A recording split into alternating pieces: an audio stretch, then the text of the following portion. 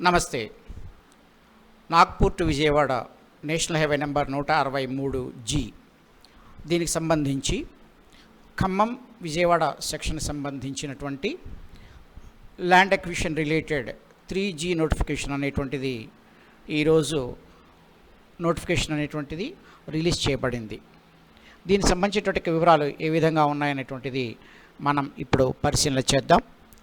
ఈ notification 3G type of notification అని ముందే అనుకున్నాం కదా.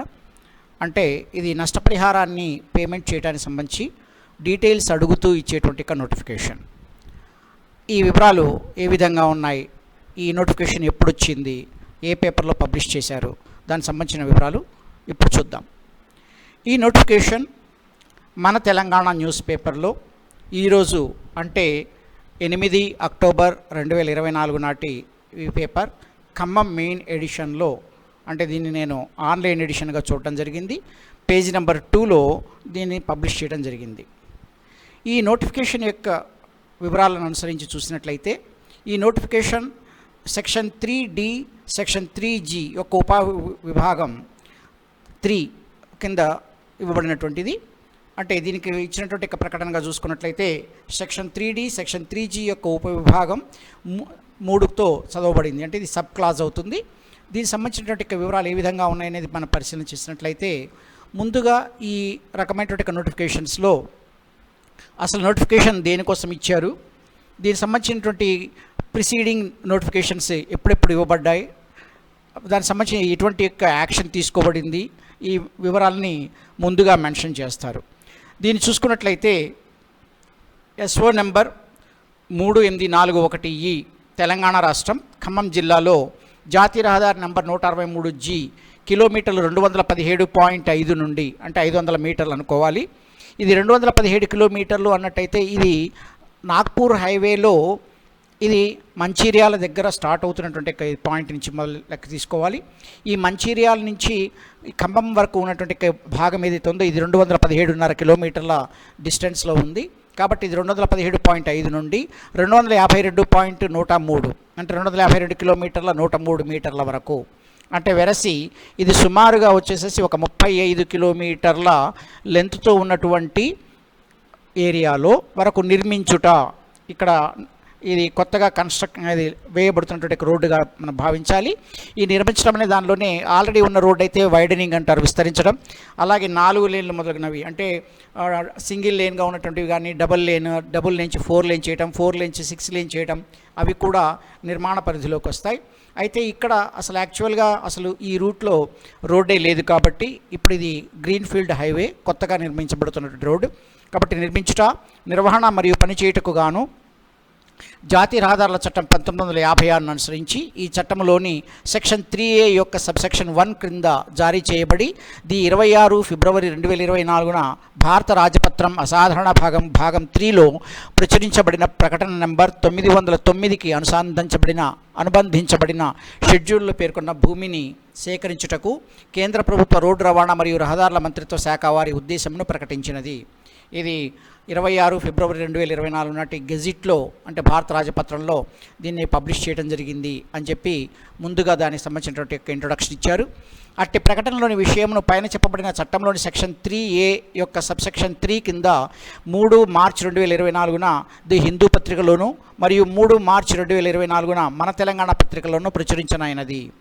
దీనికి సంబంధించినటువంటి దీనిలో భాగంగా కొత్తగా రోడ్డు వేయాలనేటువంటి ఉద్దేశాన్ని సెంట్రల్ గవర్నమెంట్ ప్రకటించడం, దాన్ని అనుసరించేసేసి మార్చి 3, 2024 సంవత్సరంలో మన తెలంగాణ హిందూ పత్రికల్లో దీనికి సంబంధించినటువంటి నోటిఫికేషన్ని పబ్లిష్ చేశాము. మొదటగా ఇచ్చే సెక్షన్ 3Aని ఇచ్చాము అని చెప్పి వివరణ ఇవ్వడం జరిగింది. కాంపిటెంట్ అథారిటీ సెక్షన్ 3C కింద దాఖలు చేసిన అభ్యంతరాలను స్వీకరించింది. అప్పుడు ఈ ల్యాండ్ అక్విజిషన్స్ బాధ్యతను ఎవరికైతే అప్పచెప్పబడిందో సదరు అధికారి దీనికి సంబంధించినటువంటి యొక్క బాధ్యతను తీసుకొని దానికి సంబంధించినటువంటి అభ్యంతరాలు ఎవరైనా తెలియజేసినట్లయితే వాటిని స్వీకరించి వాటిని పరిగణించారు. అదేవిధంగా వాటిని పరిష్కరించడం కూడా జరిగింది అంటూ ఇది తెలియజేస్తోంది. కాంపిటెంట్ అథారిటీ సెక్షన్ 3C కింద దాఖలు చేసిన అభ్యంతరాలను స్వీకరించింది, పరిగణించి అదే పరిష్కరించారు, సమస్యల్ని పరిష్కరించడం జరిగింది అనేది ఇక్కడ ఉన్నటువంటి అంశం. పై చట్టంలోని అంటే 1956లో చేయబడినటువంటి 48 ఆఫ్ 1956 యాక్ట్లోని సెక్షన్ 3D యొక్క సబ్సెక్షన్ 1 అనుసరించి కాంపిటెంట్ అథారిటీ కేంద్ర ప్రభుత్వానికి నివేదిక సమర్పించారు. ఈ సమస్యలు పరిష్కరించడం ఇవన్నీ అయిపోయిన తర్వాత ఫైనల్గా ఉన్నటువంటి రిపోర్ట్ని సబ్మిట్ చేశారు.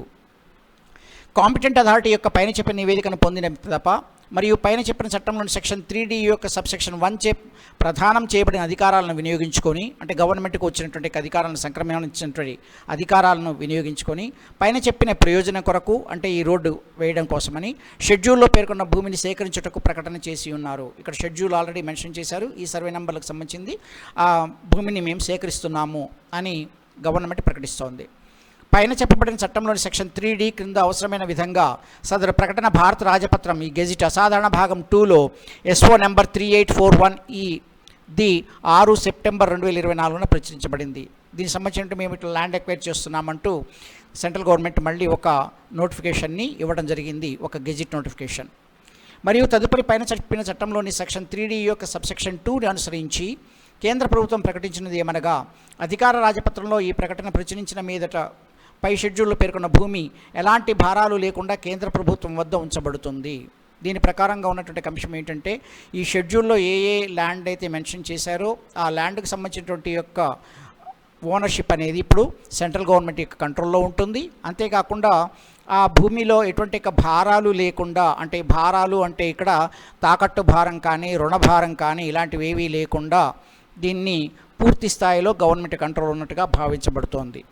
అందువలన ఇప్పుడు సెక్షన్ 3G యొక్క సబ్సెక్షన్ 3కు అనుగుణంగా కాంపిటెంట్ అథారిటీ అందరూ భూ యాజమానులు లేక అట్టి ఉత్తర్వుల కింద సేకరణ చేయబోయే భూమి యందు ఆసక్తి ఉన్నవారు షెడ్యూల్లో పొందుపరచబడిన భూమికి సంబంధించిన వారి యొక్క వాదనలను ప్రజా ప్రకటన ప్రచురించబడిన తేదీ నుండి 15 రోజుల్లోగా కాంపిటెంట్ అథారిటీ అనగా రెవెన్యూ డివిజనల్ అధికారి RDO గారి కార్యాలయంలో సమర్పించుటకు గాను ఆహ్వానించుతున్నారు. ఇప్పుడు ఇది ఫైనల్గా కంపెన్సేషన్ పేమెంట్ జరుగుతుంది కాబట్టి, అంటే నష్టపరిహారాన్ని పేమెంట్ చేయబోతున్నారు కాబట్టి ఫైనల్గా ఇస్తున్నటువంటి నోటిఫికేషన్ ఏంటంటే, మీకు ఎటువంటి అభ్యంతరాలు ఏమైనా ఉన్నట్టయితే దానికి సంబంధించినటువంటి వివరాలను, మీ అభ్యంతరాలను RDO గారికి సమర్పించవలసిందిగా తెలియజేస్తూ ఈ నోటిఫికేషన్ ఇచ్చారు.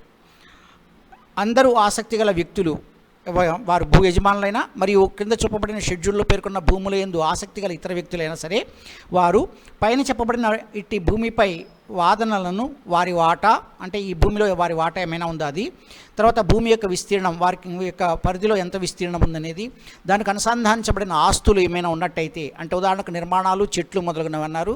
అంటే మామూలుగా పొలంలో లేదా మామూలు ఓపెన్ ప్లేస్ అయితే వాటిలో ఏమైనా ఇళ్ళు ఉన్నాయా, ఆ ప్లేసెస్లో ఇళ్ళు ఉన్నాయా, లేదా చెట్లు ఏమైనా ఉన్నాయా, ఫలసాయాన్ని ఇచ్చేటువంటి చెట్లు ఏమైనా ఉన్నాయా, అంతేకాకుండా బోర్ బావులు కానీ తర్వాత గొట్టపు బావులు కానీ ట్యూబ్ వెల్స్ లాంటివి కానీ ఏమైనా ఉన్నాయా, ఎందుకంటే వాటికి కూడా లెక్కగట్టి నష్టపరిహారం చెల్లిస్తారు కాబట్టి దానికి సంబంధించినటువంటి ఏమైనా ఉన్నాయా అనేటువంటి సంబంధించిన వివరాలు అడుగుతారు. వాటికి సంబంధించినటువంటి రిలేటెడ్ డాక్యుమెంట్స్ని కూడా మీ దగ్గర ఉంచుకొని వాటిని కూడా సమర్పించవలసి వస్తుంది, వాటిని కూడా సబ్మిట్ చేయాల్సి ఉంటుంది. కాబట్టి అటువంటి దానికి అనుబంధించబడినటువంటి ఆస్తులు ఏమైనా దానికి సంబంధించినట్టయితే సమర్పించవలసిందిగాను, మరియు అట్టి భూములపై సంబంధిత ఆసక్తి యొక్క స్వభావమును, మీరు ఆ ల్యాండ్తో ఏ రకమైనటువంటి రిలేషన్ కలిగి ఉన్నారనేటువంటి స్వభావాన్ని సంబంధిత రికార్డు యుక్తముగా సమర్పించుటకు గాను దానికి సంబంధించిన ఒక ఎవిడెన్షియల్ డాక్యుమెంట్ వాటితో సహా సబ్మిట్ చేయవలసిందిగా తెలియజేస్తున్నారు. అట్టి చెప్పబడిన భూ యజమానులు లేక అందు ఆసక్తి ఉన్న వ్యక్తులు వారికి రాబడి పరిహారపు సొమ్ము జమ చేయవలసిన వారి బ్యాంక్ ఖాతా వివరాలను సమకూర్చవలయును. కాబట్టి ఈ భూ యజమానులు కానివ్వండి, ఆ భూమితో మాకు సంబంధం ఉంది, మాకు కూడా అందులో వాటా ఉంది అనేటువంటి యొక్క వ్యక్తులు ఎవరైనా ఉన్నట్టయితే వాళ్ళకి సంబంధించిన బ్యాంక్ అకౌంట్ డీటెయిల్స్ని సబ్మిట్ చేయవలసి ఉంటుంది. అందువల్ల వాళ్ళ బ్యాంక్ అకౌంట్లోకి డైరెక్ట్గా ఆ కంపెన్సేషన్ అమౌంట్ అనేది డిపాజిట్ చేయబడుతుంది. కాబట్టి ఈ వివరాలు అడుగుతున్నారు. వాదనలను క్రింద సూచించిన నమూనాలో సమర్పించవచ్చును అంటూ ఇక్కడ ఒక ఫార్మాట్ ఇచ్చారు. ఇది గ్రామం లేక పట్టణం పేరు, ఇక్కడ మెన్షన్ చేయబడ్డ వాటిలో విలేజెస్లో ఏ ఏరియాది అనేది, అలాగే భూమి యొక్క యజమాని లేదా ఆసక్తి ఉన్నటువంటి వ్యక్తి యొక్క పేరు, ఏ సర్వే నెంబర్ ల్యాండ్, అది అందులో ఆ సర్వే నెంబర్ ల్యాండ్లో వీళ్ళ భాగం ఎంత గవర్నమెంట్ ఎక్వైర్ చేస్తోందనేటువంటి సంబంధించిన భూమి విస్తీర్ణం, అలాగే దానికి అనుబంధంగా ఉన్నటువంటి నిర్మాణాలు కానీ ఏమైనా ఉన్నట్టయితే చెట్లు కానీ లేదా బోర్వెల్ కానీ ట్యూబ్ వెల్ కానీ ఏమైనా ఉన్నట్టే దానికి సంబంధించినటువంటి వివరాలు, అలాగే సదరు క్లెయిమ్ చేస్తున్నటువంటి వ్యక్తి యొక్క బ్యాంక్ అకౌంట్ నెంబర్, ఆ బ్యాంక్ బ్రాంచ్, ఆ బ్యాంక్ పేరు, ఖాతా కలిగి ఉన్న బ్యాంక్ అంటే బ్యాంక్ పేరు, బ్యాంక్ బ్రాంచ్ పేరు రాయాలి. ఆ తర్వాత ఇక్కడ బ్యాంక్ యొక్క అకౌంట్ నెంబర్, దానికి సంబంధించిన అకౌంట్ నెంబర్, అలాగే ఆ బ్యాంక్ బ్రాంచ్ యొక్క ఐఎఫ్ఎస్సి కోడ్ ఏదైతే ఉందో ఆ కోడ్ రాయాలి. ఒకవేళ మీకు ఐఎఫ్ఎస్సి కోడ్ తెలియనట్లయితే మీకు సంబంధించిన బ్యాంక్ అకౌంట్ ఎక్కడ ఉందో ఆ బ్యాంక్ వారిని అడిగినట్లయితే ఐఎఫ్ఎస్సి కోడ్ ఇస్తారు. ఆ ఐఎఫ్ఎస్సి కోడ్ కూడా ఇందులో మెన్షన్ చేస్తూ ఈ పేపర్ని ఆర్డీఓ గారికి సబ్మిట్ చేయవలసి ఉంటుంది. దీనికి సంబంధించినటువంటి షెడ్యూల్ ఇచ్చిన దాని ప్రకారం తెలంగాణ రాష్ట్రంలో ఖమ్మం జిల్లాలో వందనం, కొడుమూరు, నేరడ, ప్రొద్దుటూరు, నాగిలిగొండ, తూటికుంట్ల, పెదబీరవల్లి, చినబీరవల్లి మరియు బ్రాహ్మణపల్లి గ్రామాలలో ఖమ్మం నుండి విజయవాడ సెక్షన్ కిలోమీటర్లు 217.5 నుండి కిలోమీటర్లు 252.103 వరకు విస్తరించిన భూమిలో NH 163G పరిధిలో నిర్మాణంతో లేదా నిర్మాణం లేకుండా సేకరించాల్సిన భూమి యొక్క సంక్షిప్త వివరణ అంటూ ఒక క్యూఆర్ కోడ్ని మెన్షన్ చేయడం జరిగింది. ఇక్కడ ఈ క్యూఆర్ కోడ్ని స్కాన్ చేసినట్లయితే ఈ భూమికి సంబంధించినటువంటి వివరాలు అనేటువంటివి మనకు అందుబాటులోకి వస్తాయి. అయితే ఈ క్యూఆర్ కోడ్ని మన వ్యూయర్స్ కోసం అని చెప్పేసి నేను స్కాన్ చేశాను. ఇది మొత్తం ఈ క్యూఆర్ కోడ్ని స్కాన్ చేస్తే 21 పేజీల నోటిఫికేషన్ అనేటువంటిది వచ్చింది. అయితే 21 పేజీల నోటిఫికేషన్లో 3 లాంగ్వేజెస్తో ఇవ్వబడడం జరిగింది. హిందీ, ఇంగ్లీష్, తెలుగు ఈ 3 లాంగ్వేజెస్లో ఇచ్చారు. తెలుగుకు సంబంధించినంత వరకు 6 పేజీల నోటిఫికేషన్ ఉన్నది.